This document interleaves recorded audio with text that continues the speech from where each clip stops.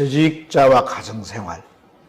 우리가 재직자인데 교회에서만 우리가 직분을 감당하는 것이 전부가 아니고 우리 개인 신앙이나 또 가정에서의 우리가 가족과 함께 살아가는 그러한 가정생활이 또한 중요한 줄 믿습니다. 그래서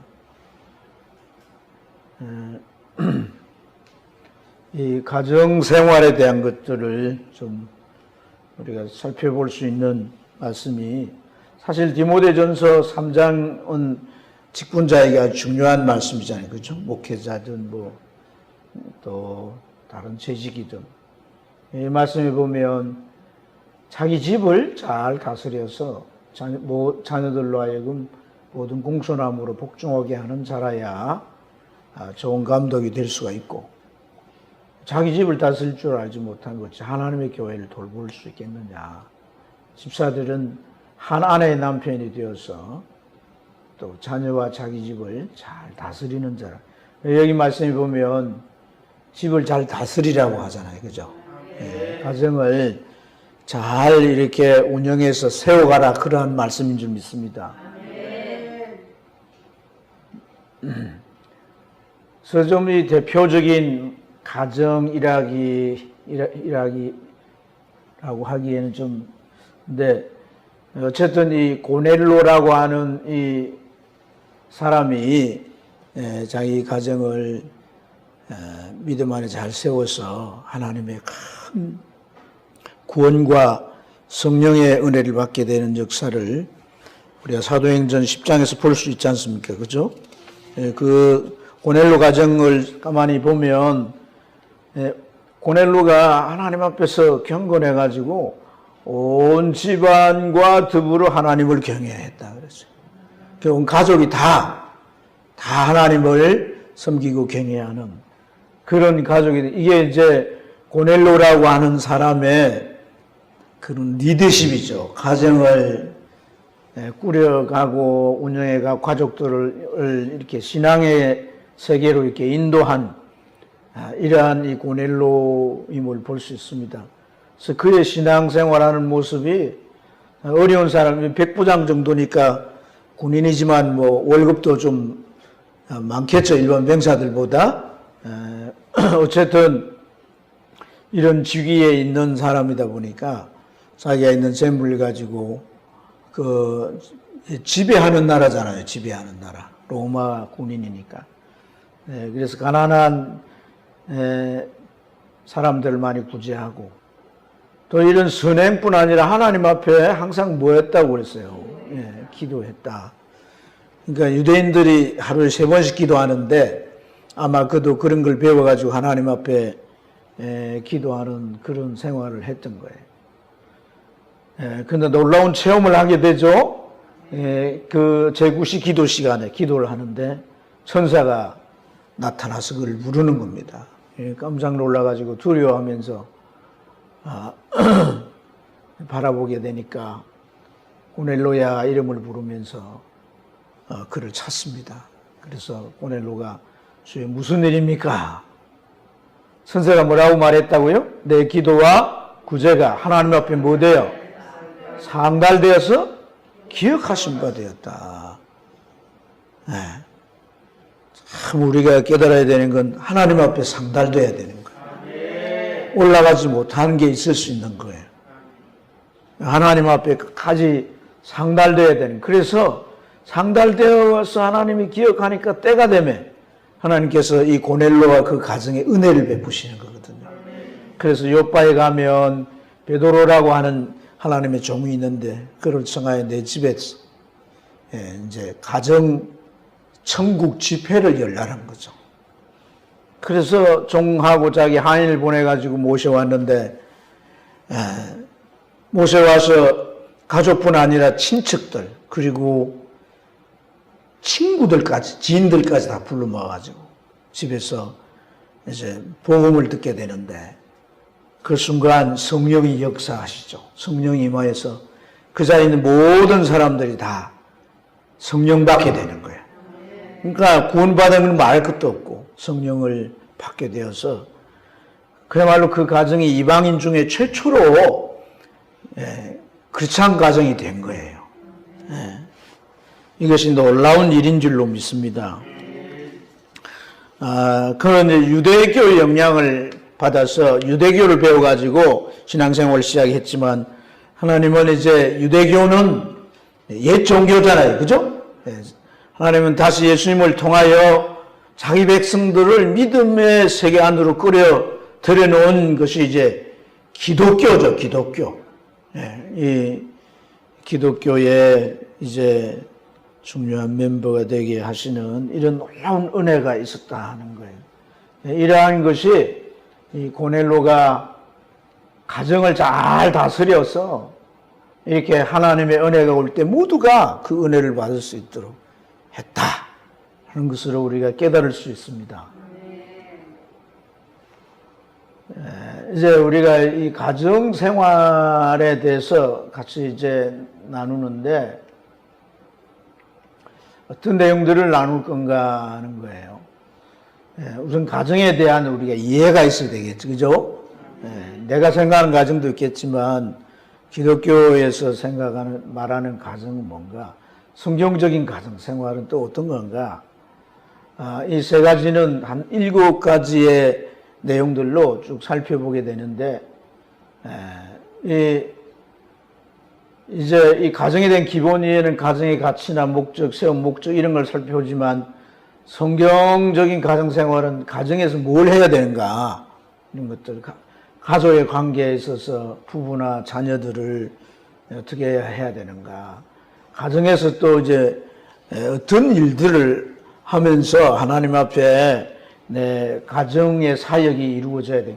물론 뭐 자녀를 키우고 가사 일을 하고 여러 가지 일도 있겠지만은 그런 일은 잘 하잖아요, 여러분들이. 못해요? 잘 하시니까 좀 우리가 기독교 가정으로, 성경적인 가정으로서 뭘 해야 하는가 이런 것들을 좀 나눠보도록 하겠습니다. 가정이 참 중요하죠. 왜 가정이 중요합니까, 여러분? 가정이 왜 중요해요? 우리가 뭐 가화만사성 그런 말 있잖아요. 가정이 화목해야 모든 만사가 잘 이루어진다 그런 말. 안에서 새는 바가지가 그런 말도 다 이 가정의 출발점 있잖아요. 그죠? 가정이 잘 돼야 한다. 이 가정이 왜 가치가 있는가 하는 것은 하나님께서 세상에 어떤 기관 2개를 세웠는데 하나는 가정이고 하나는 교회라는 건데 하나님이 가정을 먼저 교회를 먼저 세웠을까요? 그렇죠. 가정을 먼저 세운 거. 가정. 어찌 보면 하나님께서 그 어떤 큰 섭리를 펼쳐가실 때에 이 교회가 가정에서 나오도록 하시는 그런 의미와 같습니다. 그래서 가정과 교회는 어찌 보면 공통점을 가지고 있는 거거든요. 그래서 아담에게서 갈빗대를 뽑아가지고 하와가 나왔잖아요. 그 가인과 아벨을 낳았잖아요. 가족이 되는 거죠, 그죠? 교회가 어떻게 생기는 거예요? 예수님 몸에서 나왔잖아요. 마치 갈빗대를 뽑듯이, 그죠? 그 피를 흘려서 피값으로 구원받은 성도들이 주님의 교회가 되잖아요, 교회. 그러니까 아담이 하와를 보고 이런데 살중 살이요, 뼈중 뼈요, 뭐 처음에 뼈중 뼈요 했어요? 살중 살이요, 그 다음에 했어요? 하여튼 뭐 살이든 뼈든 하여튼 그처럼 소중하고 귀하다는 거 아닙니까, 그죠? 너무 자기에게 있어서 정말 사랑스럽고 가치 있는 그처럼 주님께서도 교회가 자기의 그 생명을 주고 사신 교회이기 때문에 주님의 교회가 그렇게 값진 것이에요. 그래서 이 가정과 교회라고 하는 것을 우리가 뭐 이 주제로 살펴보는 건 아니기 때문에 굉장히 중요한 것을 우리가 이해해야 되고, 가정에 그러면 하나님께서 가정을 세웠다면 목적이 있을 거 아니겠어요, 그렇죠? 그렇죠. 그 목적이 뭔가 신앙생활을 배우고 실천하는 장소가 가정이라는 거예요. 가정하면 뭐 두 남녀 결혼해가 자식 놓고 어쨌든 가정을 잘 일구어서 좋은 집을 마련하고, 예? 집 방이 뭐 2칸짜리면 3칸짜리로 나중에는 자녀들 한 칸에 있는 방으로 누군가 뭐 화장실 이제 없는 그런 공동 화장실인데 살다가 내가 돈 벌어가지고 이제 화장실 딸린 집을 사겠다고 화장실 딸린 집에 이제 사가지고 이사 들어가 사는데 참 행복했는데 또 부장님 집에 이사를 가봤더니 방마다 화장실이 있어가지고 또 목표가 또 달라졌어. 방마다 화장실. 그래 열심히 벌어가지고 또 방마다 화장실 있는 집을 샀는데 이사한 그 첫날 밤에 그냥 돌아가셨다는 거예요. 실제 그런 얘기가 있어요. 제가 무슨 얘기 하려고 하냐면 뭐 어떻게든 뭐 먹고 살고 아이들 또 태어나 좀 키우면 학교 보내고 뭐 나중에 걔들도 나처럼 좀 더 좋은 직장에 가도록 뭐 교육시키고 뭐 이런 게 아니라 사실 하나님이 가정을 세운 목적은 하나님을 제대로 이제 알고 하나님이 원하시는 그러한 신앙생활을 어떻게 하는가 하는 것들을 배우고 부모를 통해 보고 그리고 가정에서 실천해 볼 수 있는 첫 번째 장소가 바로 이 가정이라는 거예요. 가정. 그래서 이 익힌 신앙 습관은 일생 동안에 자기 믿음 생활에 영향을 미치는 거예요. 왜냐하면 태어나서 맨 처음 접한 것들이기 때문에 그런 거예요. 사람은 그 나이가 들어가면 어릴 때 자기가 살았던 고향 가고 싶고, 그죠? 부모님이 만들어서 이렇게 먹여 주셨던 음식이 생각나고 그러지 않습니까? 그렇지 않습니까? 그런 거 먹으면 뭐 엄청 맛있다고 하는데 옆에 사람 먹으면 진짜 맛도 없어요. 근데 그런 음식에 이게 이렇게 자기가 자신도 모르게 길들여져 있는 거죠.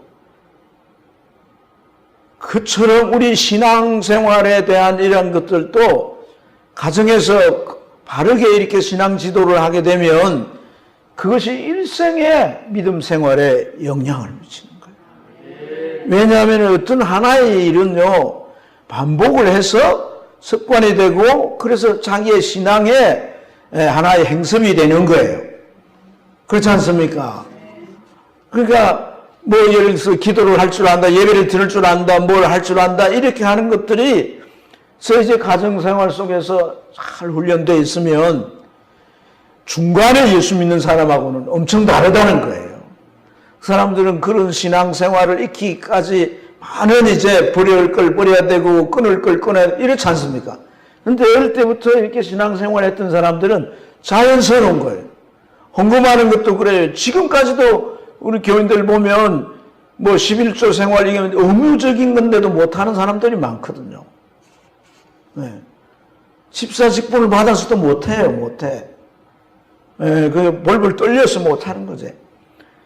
그런데 어릴 때부터 여러분들이 아이들한테 용돈 준 거 11조 떼가지고 그냥 자연스럽게 해지는 거예요. 목표를 얘기 들어봤잖아요. 할아버지가 용돈 주면 거기서 11조부터 먼저 떼는 훈련을 했다 그러잖아요. 여러분 그런 것이 신앙의 자산이 되고 축복의 통로가 된다는 거예요. 크게 아멘. 그래서 고넬료가 온 집안과 더불어서 하나님을 경외하는 이 더불어 한번 따라합시다. 더불어 온 집안과 더불어 부부와 더불어 자녀와 더불어 식구들과 더불어 하나님을 경외하는 거예요. 그 따라 안 해도 되고. 그래서 재직이요, 먼저 그 사역에 성공적으로 해야 되는 건 뭐예요? 가정사역인 거예요. 가정사역. 왜 실패하면 안 되는 거예요? 하나님의 종인 엘리가 가정사역에 실패했잖아요. 그죠?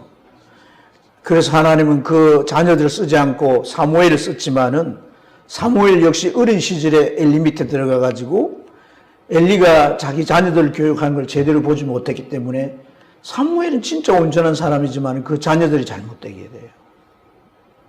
여러분 참 깊이 깨달아야 됩니다. 다윗이 모든 왕들의 모델이잖아요. 모델. 그러나 그 자녀들 제대로 교육되지 못했어요. 솔로몬 역시 다윗이 왕이 됐지만 나중에 타락하고 말잖아요. 자기 아버지는 끝까지 갔지만은 솔로몬은 타락한단 말이에요. 가정사역이 중요한 거죠. 히스기야가 죽을 병에도 고침받고 하나님이 그 전쟁에도 승리를 주시고 대단한 역사를 일으켰지만은 그가 난 므낫세는 아버지가 다 버린 기억한 우상들 다 끌어들여 와서 전에 조상들이 섬기던 우상까지 다 끌어들여서 우상 천지로 만들어버려요. 하나님의 진노가 유다의 멸망이 엄청 앞당겨져 버리게 돼요. 하나님께서 결정한 걸 못 바꾼다고 말해요. 그래서 우리가 이런 것들을 보면 자기 신앙은 괜찮은 것 같은데 자녀들은 제대로 신앙을 갖지 못하는 것은 가정에서 아까 말씀드린 대로 신앙생활을 올바로 배우고 실천할 수 있는 장소를 못 만들었다는 얘기예요. 신앙의 영향력이, 부모가 끼친 영향력이 일생 동안 그 사람의 자기 것이 되어서 그 신앙을 가지고 살 수 있도록 못 만들었다는 거거든요. 이걸 우리가 좀 계속 이렇게 강조가 되다 보니까 여러분들이 준역이 될 수 있는데 하여튼 중요하다. 중요하다. 가정의 목적이 중요하다. 목적이 뭐라고요? 그래서 어떻게 된다고? 그래서 온 집안과 어떻게? 더불어서 신앙생활.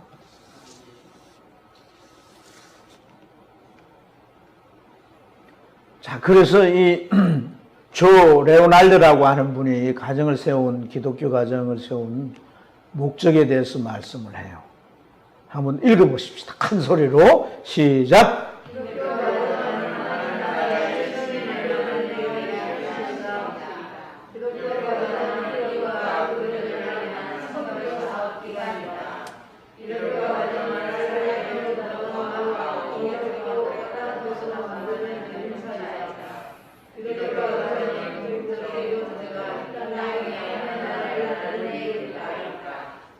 아멘.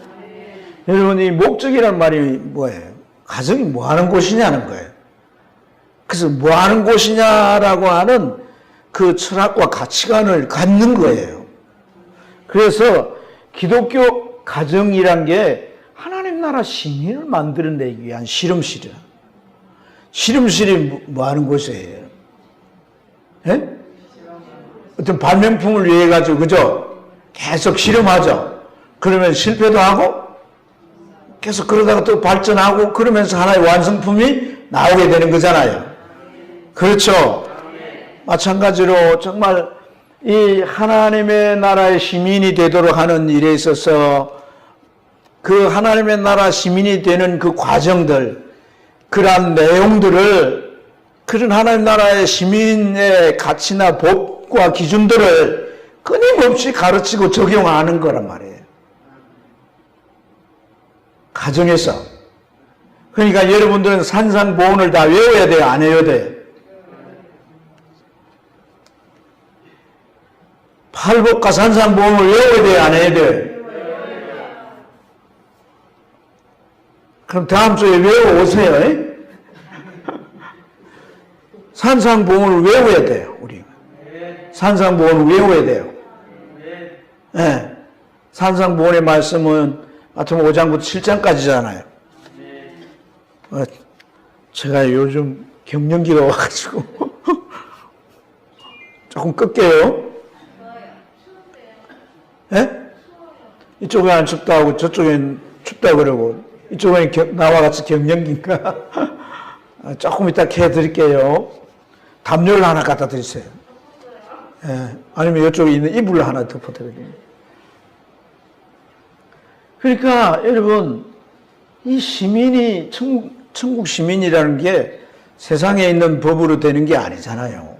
주님이 산상보훈의 말씀을 통해서 우리의 내면에 갖추어야 될 성품이나 가치관이나 세계관이나 삶의 양식들을 이렇게 말씀해 주시고, 그리고 그 산상보훈의 내용들을 통해서 어떻게 살아야 할 삶의 지침들을 말씀해 주셨잖아요. 그걸 부모가 가지고 있어야 되는 거예요. 그래서 끊임없이 자신뿐 아니라 자녀들에게도 이런 것들을 해보게 해야 되는 거예요. 해보게 해가지고 못하면 또 실패하면 다시 해보게 하고. 여러분, 좀 오늘 우리가 기독교 가정에 대한 얘기를 들으면서 지금까지 내가 가정에서 신앙을 가지고 자녀들과 함께 살아오면서 어떻게 살았는가 하는 것과 지금 우리가 나누는 이런 내용하고의 이 차이점을 잘 발견해야 되고, 그러지 못한 부분들을 여러분들 메모해야 돼요. 가만히 앉아가지고 여러분들이 기억력이 얼마나 대단한지 듣는 걸로 다 해결하시려고, 예? 그렇죠. 지난번에 누군가 그거 다 만들어주세요 이렇게 말하더라고요. 내가 시간이 없어요. 만들 수 있는. 예, 만들어 드리면 좋겠는데. 여러분들이 메모하면 되잖아요. 그런 수고도 안 하려고 이렇게 생각하면 안 되잖아. 아, 다 그렇게 사신다고요. 다 그렇게 사시니까.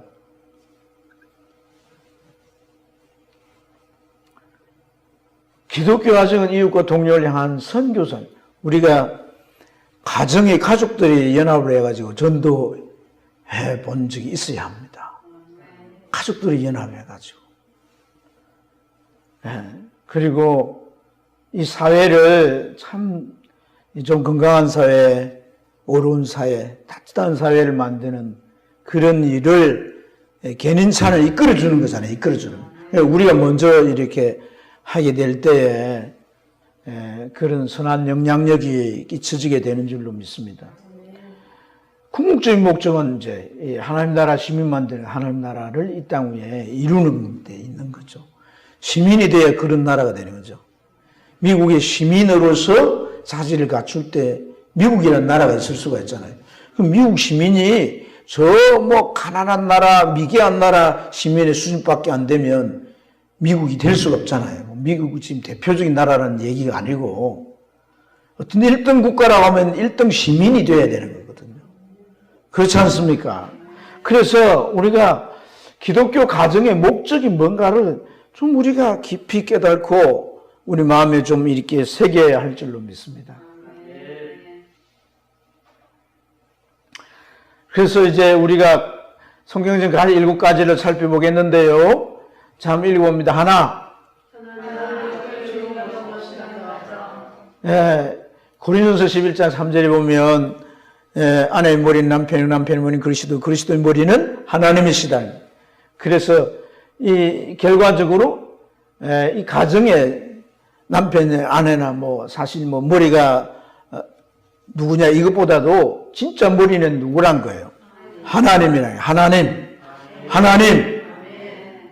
남편이 가정의 머리가 돼버리면, 그것으로 끝나버리면 하나님이 가정의 머리가 되지 못하잖아요. 가정의 머리가 하나님이 되어야 된다는 거예요. 남편 위에 그리스도가 있고 그리스도 위에 하나님이 있다.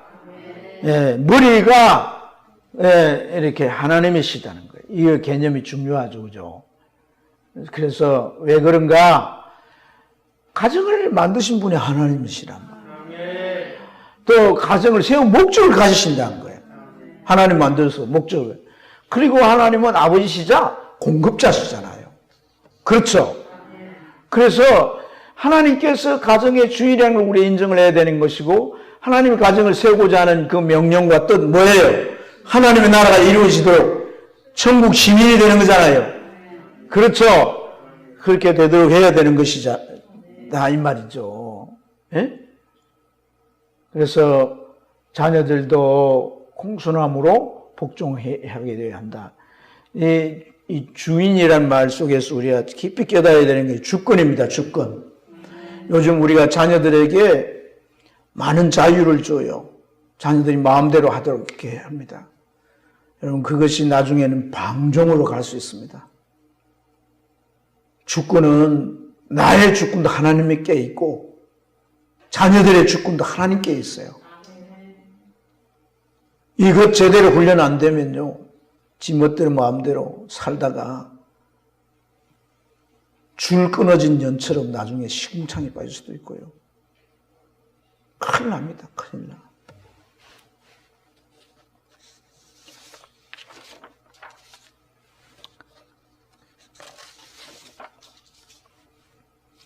그래서 주인으로 모시고 그 다음에 해야 될 게 뭐겠는가? 같이 읽어보겠습니다. 자, 가정예배 드리는 가정 한번 손 들어봐요. 놀랍게도 한 가정도 없네요.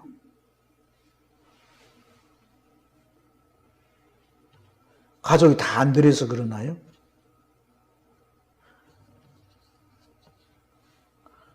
어떻게 신앙생활을 하려고 우리가 생각하고 있는지는 모르겠지만 이 예배는 가정에서 시작이 된 거예요. 제사가. 그죠? 아담이 제사를 지냈잖아요. 그죠? 예. 예배는 교회에서만 드리는 게 아니라는 거죠. 그렇죠?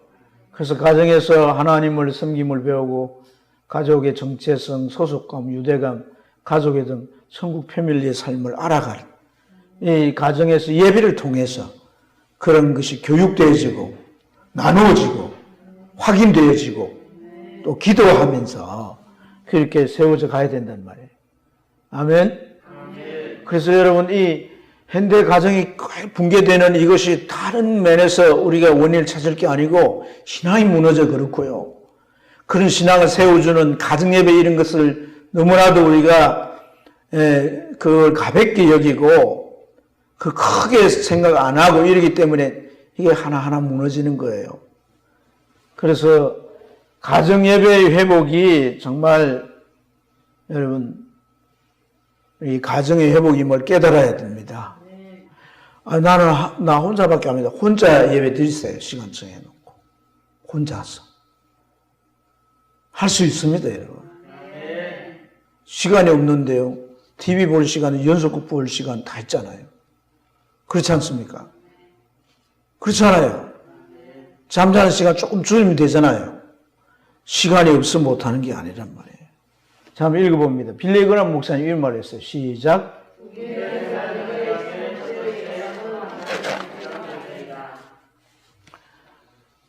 처방을 하는데 이게 첫 번째 처방이 가정예배의 회복이란 겁니다. 자, 그래서 여러분 우리가 제안을 하나 드리는데 언제부터 시작하라고요? 오늘부터 시작할 가정 손 들어보세요. 오늘 안 드는 건 뭐 때문에 안 들어요? 안 드는 이유가 뭐예요?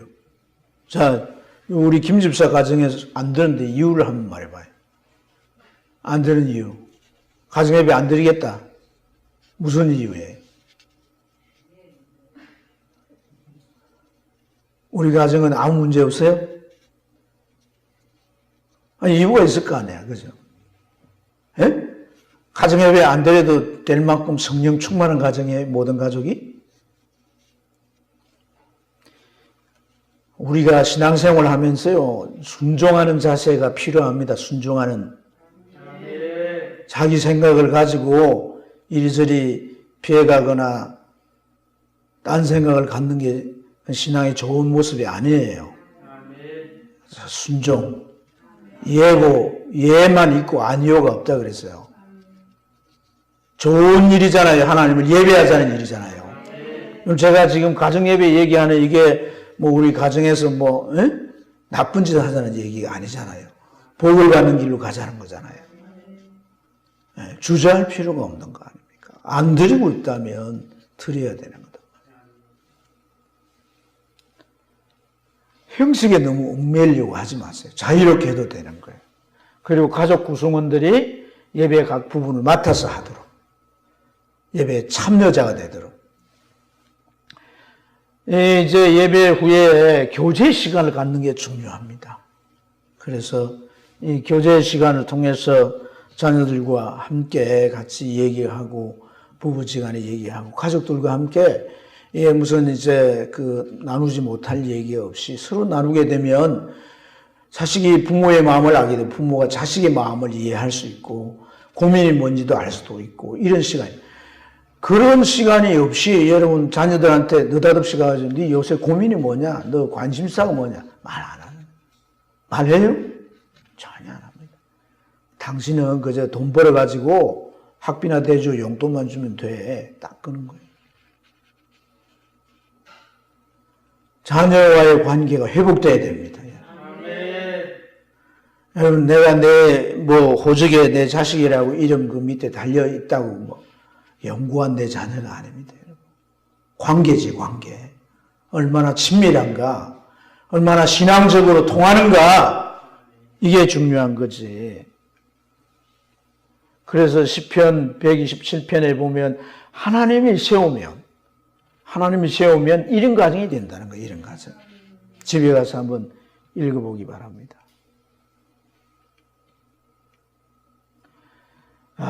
이제 우리가 세 번째는 신앙 중심의, 믿음 중심으로 생활하는 가정이 되게 하자는 겁니다. 사람이 노력해도 하나님이 함께 하지 아니하면 그 가정의 모든 일들이 잘 풀려가지도 않고 행복한 가정이 될 수가 없어요. 사람이 중심이 되는 가정은 뜻하지 않는 일로 인해서 무너지게 될 수도 있습니다. 여러분, 주님께서 마태복음 10장 37절에 보면 부모나 형제를 나보다 더 사랑하면 내게 합당치 않다 그랬어요. 부모가 신앙을 지도할 수 있습니다, 여러분. 그런데 부모가 신앙 지도를 제대로 하지 못하는데도 불구하고 자식이 따라간다면 부모만 망하는 게 아니라 자식도 함께 망하는 거예요. 우리 교회 전에 자매 하나가 부모가 신앙생활을 이 교회를 떠나고 자기들 마음대로 하려고 하는데 따라가지 않더라고요. 그리고 오랜 동안 교회에서 봉사하며 신앙생활. 하나님이 그를 사용하시고 그를 통해서 하나님이 선한 일을 이루시게 되는 줄로 믿습니다. 그 부분은 지금도 여전히 자기들의 생각대로 신앙생활하는 사람들. 여러분, 오늘 이것을 깊이 깨달아야 할 줄로 믿습니다. 성경적이지도 않는 자기 신앙을 자식들한테 강요할 수는 없는 거예요. 왜냐하면 그 영혼은 내 소유가 아니에요. 육체는 내가 낳아서 길른지는 모르겠지만 영원한 그 영혼은 저하고 제 소유가 될 수 없습니다. 여러분. 그 영혼은 하나님 앞에 독립적인 하나님의 자녀인 줄로 믿습니다. 그래서 만사에 하나님께 영광을 돌리는 가정이 돼야 돼요. 자녀들을 지도해야 할 때 여러분 무슨 잘했다고 자랑하고 자기를 나타내고 이런 건 못하게 해야 됩니다. 철저하게 하나님께 영광 돌리는 훈련을 해야 되는 거예요. 이게 이제 신앙 중심의 가정입니다. 아멘? 아멘? 부모도 자기에게 일어난 어떤 좋은 결과가 있으면 내가 해봐라 이렇게 해가지고 내가 이렇게 노력한 결과를 잘 됐다. 가족들 중에서 누가 그렇게 말하면 그런 것들을 받아들이고 그러면 안 되는 거예요. 즉시 하나님이 이 일을 하셨다. 하나님을 드러내야 되는 거예요. 이게 훈련 안 되면요. 우리가 재직도 교회일 봉사하고 그거 교회 앞에 좀 드러내 주길 원하고 그러면 주님께서 우리가 수고한 모든 거 다 넌 대접 다 받고 상 다 받았지 않냐. 그리고 더 나아가서 난 늘 모른다 할 수 있습니다. 아주 두려운 겁니다, 이거. 아주 두려운 겁니다, 이거. 여러분. 그래서 우리가 하나님께 영광을 돌리는 이런 가정으로 이렇게 우리가 세워져 가야 할 줄로 믿습니다. 로마가 멸망하는 것을 지켜보던 로마 철학자 한 분이 우리 가정을 기도하는 가정, 로마의 가정들이 기도하는 가정들이 되게 해달라. 그럼 기도하는 가정으로 가정들이 일어나게 해달라.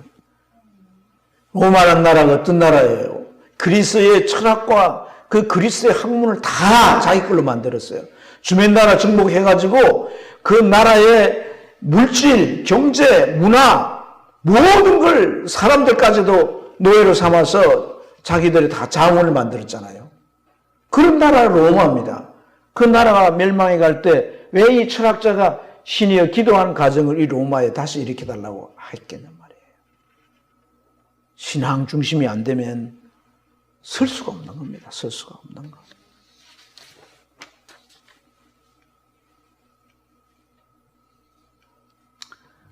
자, 부부 관계, 가족 관계에 대해서 우리가 이제 나누게 되는데, 여러분, 가정의 중심은 부부예요. 자식이 아닙니다. 여러분, 오늘 자매들 가운데 뭐 아이들을 남편보다도 위에 놓고 음식 만들면서도 남편을 위해서 이렇게 남편이 맛있어 하는 음식을 만들지 않고 자녀가 좋아하는 음식을 만드는, 이것은 잘못된 거예요. 또 자식을 아내보다도 더 높이고 더 귀하게 생각하고 이런 것도 틀림없는 생각이에요. 고쳐야 돼요. 부부의 관계가 제일 중요하다 이 말이에요. 가정에 있어서. 아멘? 그리고 이런 것들을 자녀들한테 가르쳐야 되는 거예요. 가르쳐야. 네, 가르쳐. 자식이 사랑스럽죠. 부부지간 뭐 서로가 오랫동안 모든 비밀 없이 살아니까 편한 사이죠. 그래서 우리가 함부로 할 수가 있는 거야. 나를 닮은 자식이 더 소중히 여겨지고 그런 마음의 흐름을 따라가서는 안 된다 이 말입니다. 성경적인 가정은요, 가족관계는 그렇다는 겁니다. 가정의 영적 질서가 세워져야 되는 거단 말이에요. 네, 이거 왜 핏대를 올린지 모르겠는데. 자, 남편과 아내는 서로 무슨 배필? 성경에는 그 하와를 돕는 배필로. 먼저 지었기 때문에 아담을 그렇게 표현하는 거예요. 우리가 서로 돕는 배필이에요. 뭘 보고? 상대의 필요, 부족을 살피고 서로 돕는 거예요. 이 원리, 부부관계의 성경적인 원리를 잘 따라야 되는 거예요. 아까 제가 말씀을 설명했듯이 교회를 사랑하듯 아내를 사랑하고 교회가 그리스도를 하듯 남편에게 복종하는 이 이제 질서를 위한 권위를 인정해 주는 거예요. 그리고 각자의 역할에 충실한 부부가 이런 과정 속에서 이 원리를 따라가면 서로의 이제 다른 점을 받아들이게 될 줄로 믿습니다. 그러나 그 다른 점을 받아들이는 것은 세상 부부들도 그렇게 해요. 우리는 뭐예요? 진리에 순응하는 시간을 가져야 되는 거예요. 그래서 우리가 닮아가야 되는데 아내가 남편을 닮고 남편이 아내를 닮는 그 닮는 것은 세상 사람들이 얘기하는 것이고 우리는 주님을 닮아가는 거예요. 내가 좀 더 닮은 모습이 아내한테 도전이 되고 아내가 더 닮은 모습이 나의 도전이 되고 그래서 자녀들이 또한 주님을 닮아가는 부모님들의 모습을 보고 그들 또한 주님을 닮아가는 이런 이제 놀라운 은혜가 있어야 할 줄로 믿습니다. 그래서 한번 읽어보겠습니다. 여러분 부부가 우선이에요. 우선이에요. 자녀들한테도 그것은 오히려 유익합니다. 자녀들한테. 뭐 자녀들 사랑하지도 않고 아빠는 엄마만 사랑하고 엄마는 뭐 아빠만 위하고 이러지는 않는 거죠. 자식에게 해야 할 도리를 다 하면서. 그러나 어떤 위계나 질서 측면에서는 분명히 여러분 자녀들도 그래요. 자녀들도 2명이 있거나 1명이면 모르겠지만 3명이 있거나 이러면 절대로 첫째에게 권위를 부여해야 되는 거예요. 이런 것들을 안 배우니까 사회생활과 뭐 아무데나 들어받고 대들고 이래가지고 그 사회생활은 그게 통합니까? 쭉 터지고 뭐 사회에서 그냥 왕따 되고 이렇게 되는 거예요. 이런 훈련을 잘해야 되는 거예요. 잘해야. 그래서 우리의 자녀들도 잘 배우고 건강해야 할 줄로 믿습니다. 5번째, 하나님의 방법대로 자녀를 양육해야 된다는 거죠. 자, 하나님의 방법대로 양육해야 된다고 할 때 사실 우리의 육신뿐 아니라 영적인 양육도 부모에게 1차적으로 맡기셨어요. 교회에서도 하지만 1차적으로 부모가 하는 거예요. 그렇잖아요. 가장 많이 함께하는 시간이 교회 선생님들보다도 부모가 많이 하잖아요. 많이 같이 함께 하잖아요. 그래서 부모는 자녀들에게 영적인 제사장이고 선지자고 왕인 거예요. 다시 말해서 그리스도적인 역할을 해야 된다는 거죠. 그런데 만약에 거짓된 영적 지도자가 되면 다시 말해서 세상 가치나 세상 방식들을 자식들한테 가르치면은 그 자녀들이 부모를 통해 배운 그런 모든 것들이 자기 인생을 신앙에서 벗어나게 만드는 것이 되는 거예요. 그래서 부모가 먼저 진리 위에 자신이 잘 세워져야 할 줄로 믿습니다. 자녀는 하나님 앞에 기업인 거예요. 하나님 앞에 기업. 아멘. 이 말은 하나님이 쓰셔야 되는 거예요. 하나님이 쓰신다니까 뭐 하나님께서 이기적으로 자기 목적만 위해서 그렇지 않잖아요. 성경을 보세요. 하나님께서 요셉을 어떻게 쓰세요? 이집트의 총리가 되게 했잖아요. 다니엘을 어떻게 써요? 페르시아의 총리가 되게 하잖아요. 바벨론의 총리가 되게 했다가 페르시아로 나라가 바뀌니까 그 나라의 총리가 되게 하잖아요. 왕이 그들을 존중하고 아끼고 그렇게 쓰시잖아요. 그러니까 하나님의 기업이 돼야 하나님께서 내 자녀들을 높이고 기르시고 크게 사용하시는 줄로 믿습니다. 그러기 위해서는 말씀을 가르쳐야 돼요. 신명기 6장 1절부터 9절을 우리가 잘 아는 말씀이잖아요. 그죠? 앉으나 서나 누우나 걸어가나 언제든지 하나님 말씀을 가르치라고 그래요. 가르치라고. 이마에 미간에 문설주에 이렇게 표식을 해서 하나님 말씀을 늘 가르치라고 말씀하잖아요. 그래서 하나님의 말씀을 또한 말씀이 잘못됐을 때 내 감정으로 내 어떤 뭐 기준으로 가르칠 게 아니라 하나님의 말씀을 가지고 훈계해야 된다는 거예요. 그래서 잠언 이제 23장 13절에 보면 애를 갖다가 매질한다고 해서 그 애 절대 죽는 게 아니라는 거예요. 매질하면 요새 뭐 세상법이 뭐 인권 어쩌고저쩌고 그래 그러면 속된 말로 너 세상에서 네 인권 보장해주는 그이가 살아라. 이 가정에는 하나님의 법으로 훈계해야 될 것은 훈계해야 된다. 여러분 그렇게 말할 수 있어야 돼요. 학교 선생들이 그렇게 가르치니까 내가 고발하고 싶으면 고발해. 경찰서 데려갔어요. 데려가. 지금 누구 때문에 밥을 먹고 누구 때문에 학교를 가고 누구 때문에 지가 생존하는데 부작물을 고쳐놔야 되는 거예요.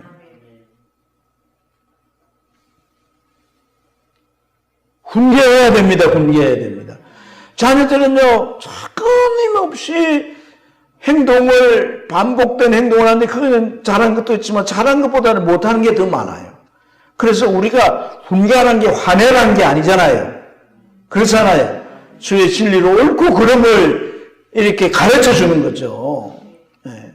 옳고, 이게 왜 옳은지, 이게 왜 틀렸는지를 계속해서 말해 주는 거예요. 인내하면서. 네. 그리고 약속하고, 벌을 약속하고, 그대로 하지 않으면 약속대로 벌을 받게 하고. 그러니까 자기 감정으로 하는 게 아니잖아요. 이게 나쁜 거 인정하지. 근데 이걸 몇 번 이상 계속하면 벌을 받자. 약속하고. 그래, 벌을 주고. 이런 것들이 자녀들을 자녀들 부모를 생각할 때, 정말 우리 부모는 나를 바르게 이렇게 키워주시고 계시구나. 이걸 느낀단 말이에요. 공감을 하세요? 그리고 자녀들에게 뭐예요? 많이 격려해 줘야 되는 거예요. 공부하는 이런 것에 있어서도 많이 양가를 옛날에 또 양가를 받아도 참 이게 그래 이 양같이 구수가 되려고 교수가 되려고 양가를 많이 뭐 이제 그런 것도 하나의 격려죠. 격려. 점수 못 받아와서 너는 내 자식 아닌 것처럼 그렇게 하면 안 돼요. 그리고 항상 부모는 자식을 축복해야 할 수 있는 축복권이 있는 줄 믿습니다. 자녀를 위해 축복해주고 이렇게 특별한 일이 있을 때는 반드시 축복해주고. 그래서 어떤 관계를 만들어요? 친밀한 관계를 만들어요. 왜 이렇게 돼요? 다 작은 건데 왜 이렇게 되지? 여섯 번째, 복음을 전하는 가정이 되게 해야 되겠다는 거예요. 복음을 전하는. 초기 교회는 가정에서 전도가 다 이루어진 줄로 믿습니다. 그렇죠. 가정이 곧 교회인 거죠, 교회. 그래서 이 빌레몬 집이 교회가 돼서 그곳에서 복음이 전해지고 영혼들이 구원받는 그런 역사가 있어요. 브리스길라와 아굴라도 마찬가지고. 여러분, 그래서 가족들이 전도 마인드가 되어야 할 줄 믿습니다. 온 가족이.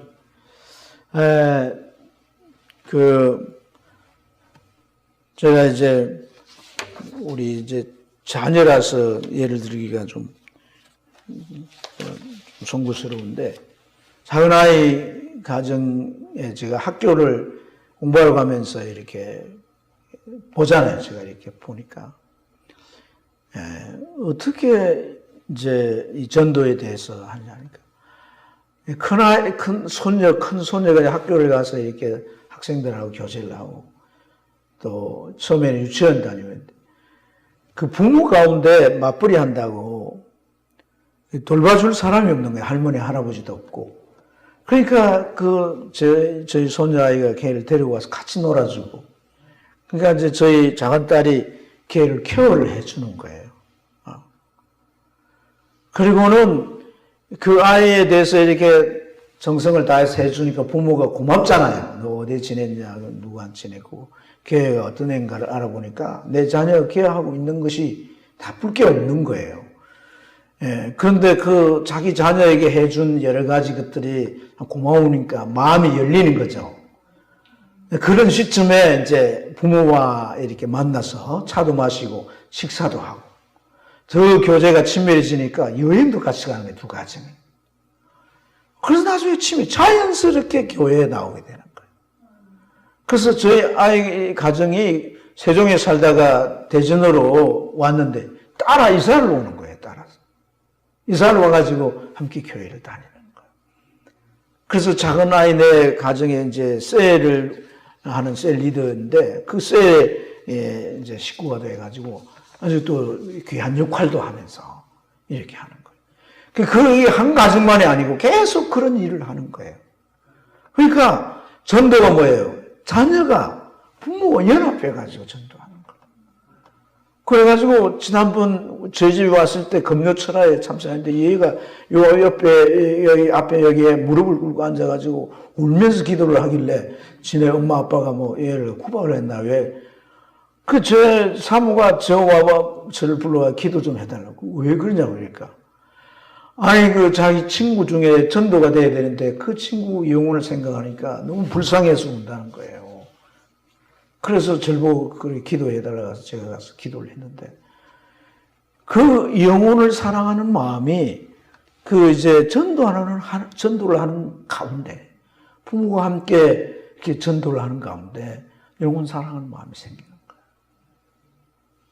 영혼 사랑해야 된다면 말해가지고 되는 게 아니라 같이 사역을 하다 보니까 내가 인도한 친구를 아빠 엄마가 이렇게 인도 그 부모까지 전도를 하는 걸 보면서 이 영혼 사랑에 대한 의식이 생기는 거예요. 이게 전도 마인드죠, 전도 마인드. 이웃을 자신과 같이, 몸과 같이 사랑하라 그랬잖아요. 할렐루야. 그래서 고넬로 가정이 뭐예요? 친까지 다 데리고 와서 복음을 전하는 구원의 현장이 되게 한 줄로 믿습니다. 이제 마지막인데요. 선한 영향력을 끼치는 이웃에게 선한 영향을, 이 선한 영향력이 결국 뭐예요? 하나님 나라 확장인 줄 믿습니다. 그래서 우리가 참 그러기 위해서는 뭐가 실천되는 과정? 산상보훈을 외워야 되겠죠. 자주 이렇게 읽다 보면, 계속 반복해 읽다 보면 점점 외워지게 될 줄 믿습니다. 꼭 외웁시다, 우리가. 자, 그래서 서로 배려하고 섬김이 있는 가정을 만들고 그런 것들을 자녀들이 배우고 보고 훈련되도록 이렇게 하는 거죠. 산상보훈의 가르침을 따라서. 또 자녀들에게 뭐예요? 선한 이웃에게 선한 사마리아인으로 우리가 다가가야 된다는 거예요. 아멘. 그래서 우리는 참 생각도 못하는 일이지만은 재해를 당한 사람들 있잖아요. 주변에. 그죠? 아이들하고 같이 휴가를 내가지고 가서 그게 좀 도와준다고 한다면 나와 상관이 있는 이웃이 아니지만 가까운 이웃이 아니지만 그 남의 어려움을 헤아리고 살피는 이런 마음이잖아요. 그렇죠?